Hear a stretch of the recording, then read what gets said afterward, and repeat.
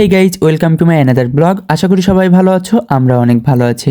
আজকেও সকাল সকাল রেডি হয়ে বাড়ি থেকে বেরিয়ে পড়ছিলাম আমি আর অর্পি। এই তো দেখতে দেখতে চলে এলাম কলেজ ক্যাম্পাসে। আর আজকে ছিল প্রচুর পরিমাণ ঠান্ডা। গাইজ শীতে গাপানে কনে যেয়ে দাঁড়াবো দিতে পারছি না। ও তো কাঁপতেছে, আমিও কাবার জন্যই কথা করতে পারতেছি না ঠিক মতো। এখন কথা হচ্ছে আমরা ক্লাস রুমে ক্লাস করবো কী করে, আমরা আজকে রোদ্দুরেই দাঁড়ায় থাকবো। আর বিতা চল মাঠে যাই, আমরা দৌড়ে দৌড়ে গেলি। ছোটোবেলায় যে কী খেলতাম তো গুলা ছুট। বরফ পানি তাহলে আজকে আমরা একটু বরফ পানি খেলবো, সবাই আসুক তারপর।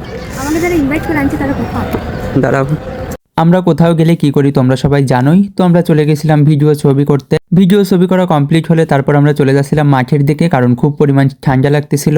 আর হ্যাঁ, এই যে তোমাদের সেই মন্টালিয়া সেলিব্রিটি দিদি। তারপর আমি আর দিদি কিছু হাঁটাহাঁটির ভিডিও বানিয়ে নিচ্ছিলাম সেলিব্রিটি দিদির সাথে আমি। গাইস আমি কিছু আমার স্টুডেন্টদের দেখাবো, এদের আমি হচ্ছে গান শেখাই। অর্পিতা তোমার স্টুডেন্ট কই? ও বাবা, অর্পিতার কত স্টুডেন্ট ভাই, সেই গান করে তো এরা। তোর কাছে আমি একটু গান শিখবো অর্পিত। কবে কবে তে? কালকে থেকেই। হ্যাঁ ঠিক আছে। ড্যান্স পার্টি অর্পিতার, ওদের নাম কি? ড্যান্স পার্টির নাম কি? ও ভাবিনি, তারপর তোমাকে জানা যাবে। ঘোরাঘুরি শেষ হলে আমরা চলে যাই ডাকবাংলাতে। সেখান থেকে অর্পির কিছু কেনাকাটা ছিল। এই তো হুট করে আমার চোখে সরকারি বিস্কুট পড়ে যায়, যেগুলো খেতে অনেক বেশি ভালো লাগে। এগুলো পাওয়া যায় না, তাই অনেকগুলো প্যাকেট নিয়ে নিয়েছিলাম। তারপর অর্পি চলে যায় বাড়িতে, আর আমি হাদিস পার্কে বোন আর দাদার জন্য ওয়েট করতেছিলাম। তারাও খুলনাতে আসছিল, তাই ভাবলাম একসাথেই বাড়ি চলে যাব। এই তো তারা চলে আসে, আর আমার দাদার ভাব তোমরা দেখতেই পারছো। তারপর দেরি না করে আমরা চলে যাই ফুচকা খাইতে। তো এই ছিল আজকের ব্লগ, দেখা হচ্ছে নেক্সট ব্লগে।